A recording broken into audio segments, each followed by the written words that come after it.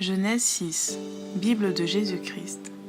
Or il arriva que quand les êtres humains eurent commencé à se multiplier sur la surface de la terre, et qu'ils eurent engendré des filles, les fils de Dieu, voyant que les filles des êtres humains étaient belles, ils en prirent pour femmes, parmi toutes celles qu'ils choisirent. Et Yahweh dit, « Mon esprit ne contestera pas toujours avec l'être humain dans ses égarements, car il n'est que chair, et ses jours seront de 120 ans. » Il y avait en ce temps-là des géants sur la terre. Et aussi après que les fils de Dieu furent venus vers les filles des êtres humains, et qu'elles leur eurent donné des enfants, ce sont ces puissants hommes qui de tout temps furent des gens de renom. Et Yahweh vit que la méchanceté de l'être humain était très grande sur la terre, et que toute la structure des pensées de son cœur n'était que mal en tout temps.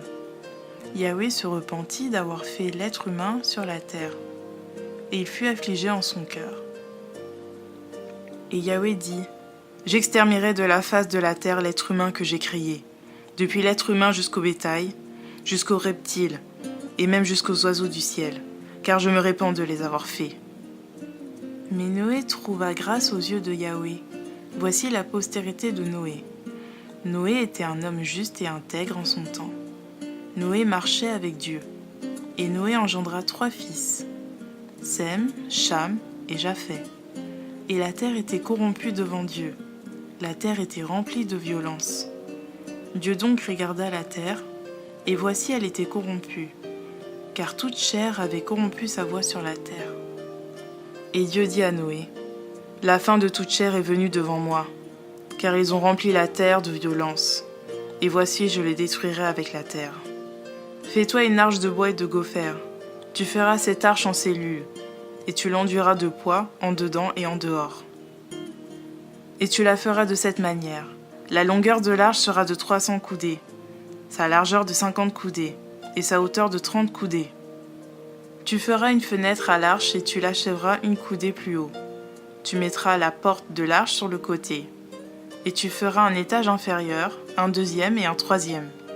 Et voici je ferai venir un déluge d'eau sur la terre pour détruire toute chair, dans laquelle il y a souffle de vie sous les cieux.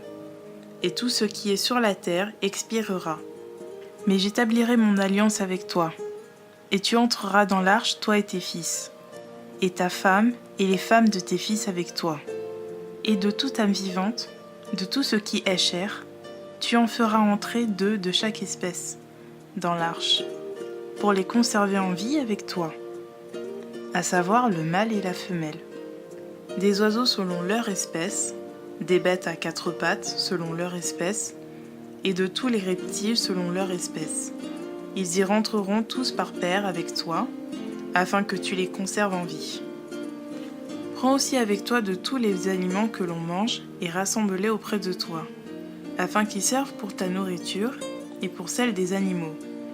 Et Noé fit selon tout ce que Dieu lui avait ordonné, et il le fit ainsi.